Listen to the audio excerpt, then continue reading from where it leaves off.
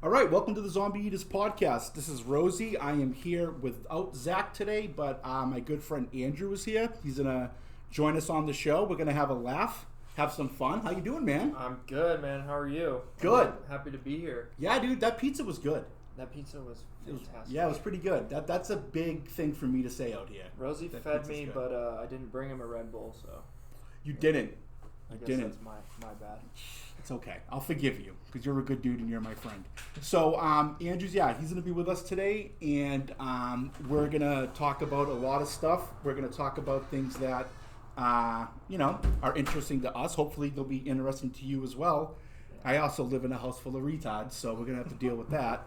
But, so Andrew, why don't you just let us know who you are and what your deal is, man? Well, shit, man. I'm just a youngin', out here, and I'm from Orange County, California.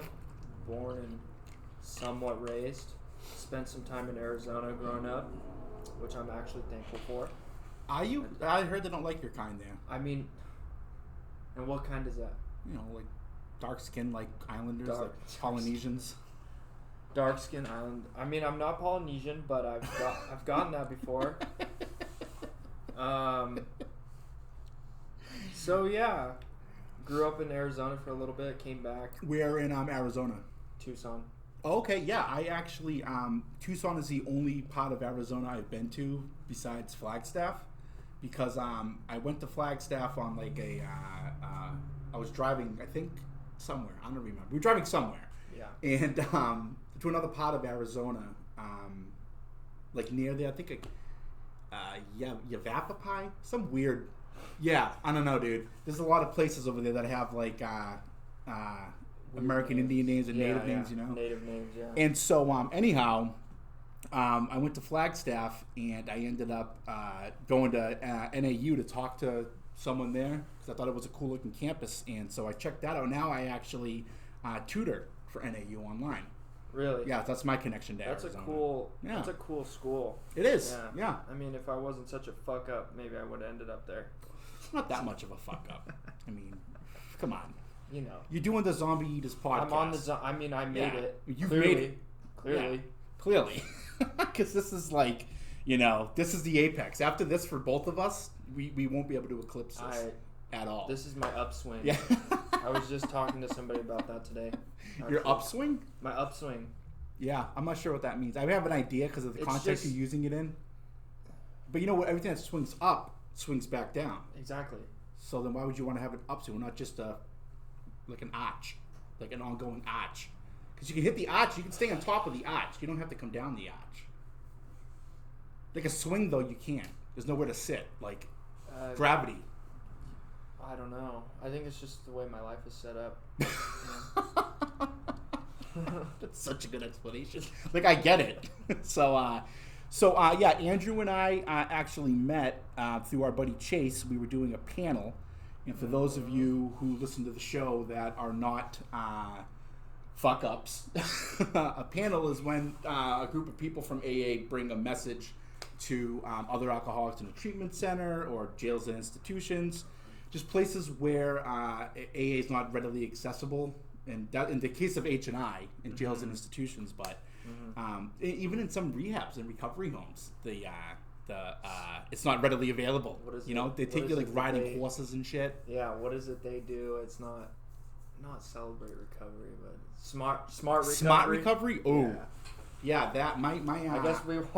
I guess we won't get into that. Dude, smart recovery. Like, okay, this is just the one thing I'm going to say on that real quick. If you are listening to this podcast, and granted, it's not promoted and it's not a AA or recovery podcast, but if you are listening to this and you're not sure if you're an alcoholic or your life's kind of fucked up because of drugs and alcohol, don't go to smart recovery. Don't go to smart. I'd rather you just not do anything than go to smart recovery. Don't do it. So anyway, so that's where Andrew and I met. So I'm gonna just give Andrew the floor now and whatever he's comfortable talking about for a brief minute. Like, just let us know what you're doing today. What am I doing today? Yeah. Let's see, man. I don't know. I got sober at 22. I'm 25 now. sobriety is obviously a huge part of my life. Right. I try to do things that the people in 12-step programs do, which now typically involves service work. Mm-hmm. Not that I'm just some great service work dude, Yeah. Because I actually suck at it, I'm bad at answering the phone. I think we all do. Yeah, everybody does. But we show up. Everybody does, but we show up. Yeah. Like you hit me up to do this, and I see that as a kind of like a sign to accept and every time that I've contacted you about going to a meeting or doing something, it seems like like I said, we're all a bit reticent because we'd rather just stay at home and do nothing. We'd rather just stay at home or hang out with the chick or and be in self. Exactly. And that's what we do to get out. So I mean, thankfully, contrary action is something that had been programmed into me, since the very beginning, because of that experience that I had before. Right. Right. I mean, I'm 25. I work in treatment, which is, I think we're going to touch on that a little bit later. We're going to, a little bit later. Yep. We'll talk about some pros and cons. Probably mostly cons, I'm guessing. Yeah, well, when I look at it, like on the surface, I would, my first gut reaction would be to say, yes, it's mostly cons, but there's a lot of pros to it. And, if there wasn't, I wouldn't be where I am. I would have moved on, but. I think that, as tough as we are on ourselves, as tough as you are on yourself, like, I think we do more than we think, and I think that's just because, we have been conditioned. Well, I think I was just talking to somebody the other day about attraction rather than promotion, right? And like I just said, a lot of the things that I just explained are kind of a big deal to a lot of people. Mm-hmm. Being 25, having 3 years of sobriety, getting sober at 22, in itself, even just like walking into work or wherever I'm at and like being somewhat okay and maybe like cracking a fucking joke or something. Can we cuss? Have you listened? We have been cussing. We've been cussing. I don't think you should listen to anything I've said. I haven't listened to an episode yet. Well, I appreciate your support. Anyway, man, my main hobbies these days are complete polar opposites. Yeah. Surfing and golfing. Yeah. Shout out to my sponsor. Yeah, you went golfing over the weekend, right? I did. Yeah. Actually, golf actually isn't a verb. We actually use that word incorrectly. Really? Yeah. You went golfing. So I went to play golf, I think, and but golfing as an action verb, I guess is incorrect. I don't know. It's not in the Merriam-Webster. Well, that I don't really take my advice from because they have LOL in that. Do they really? Yes, they do. But they do. And now that this whole COVID thing is over, the meetings are opening up. Yeah, I'm thrilled about that. My favorite place to be. Yeah, mine too. But there is something that I hate about that, and it's the etiquette that people use with the handshaking and the hugging. No, it's you don't like that. I don't. It's like I'm under no obligation to hug or shake anyone's hand, especially if it's unsolicited. I like touching people, man. I don't know. I like touching certain people, and I'll tell you they're not at the meetings I go to. Yeah. But when somebody sees you, if they don't know you, they just they automatically want to hug you or shake your hand. And I've done this before. I've put my hand on people's chest, and I'm like, and then I get called an asshole. And so it's California, man. And I'm not gonna. What's universal? I think with AA. Yeah, I do think it's universal. It is. It is. Even though I got sober here, I have been home since I've been sober. Yeah. And they do the same shit back east, So, but really? but they're not as they'll shake your hand first. They won't go for the hug. Because people in Boston and New York and shit, they'll punch you. They'll punch you in the face. Yeah, they'll punch you. What the fuck are you doing? Yeah, that's how I picture the East Coast. That's a pretty good. I've only been to the South, but that's how I picture the East Coast. It's a wild place back there. But once the meeting started opening up again, my fear and anxiety and my neuroses were already firing at all cylinders, anticipating having to fucking have people come up to me and hug me, and it's I'm okay. It's the first meeting I went back to live. I went to with my friend Leanne, and her and I had a meeting at the Garden Grove Alano Club before COVID happened. And then we put it on Zoom, and we ran it for a while, but we went back to that meeting when it opened up again. They were having it outside in the patio, and the whole car ride there, I was like bitching to her about like, dude, it's not, like you shouldn't even be doing that like in general, but never mind during COVID, but they're gonna do it. And she was like, dude, will you fucking calm down? And as soon as I got there, like 4 people I didn't know, not wearing a mask, were like coming up to hug me, and I'm like I said, I'm like, whoa, whoa, whoa, whoa, whoa, whoa, whoa. I'm like 6 fucking feet. Like, oh no, I don't have it. I'm like, you're gonna get it if you keep this shit up. And so yeah, that's just something I've always struggled with that. Yeah.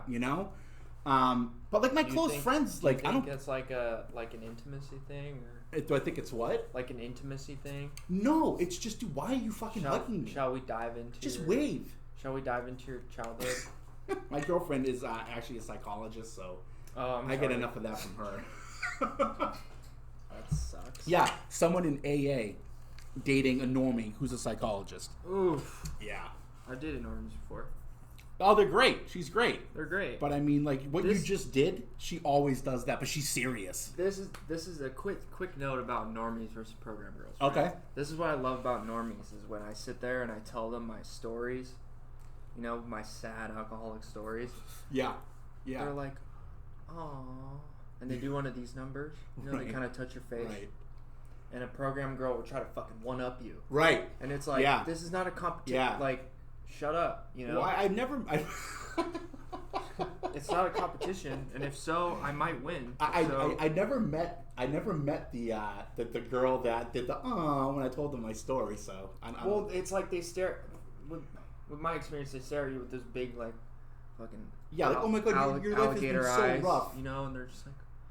And the way they hear it is they hear it like none of it's our fault. Like we're victims. Yeah. I got a news flash for you, bitches. We're not. We're not victims. But while the pandemic was going on and everything, and like we're still technically in it. I think we're definitely on the other side of it with all the mandates being lifted. But I still there's still a lot of things that I like to do rather than going out because like I like to go out and like do things once in a while. But I'd rather just like stay home with my chick. But like sports. It has been like it's been something that I just can't fucking live without. And basketball and hockey are over, and it's like nothing else going on, But you must be stoked though, like being from like Guatemala because soccer's on all year, So that's good. The thing about soccer is it must be like a genetic thing because I don't watch soccer, but when I go over to like that side of the family's house, the Guatemalans, the Guatemalans.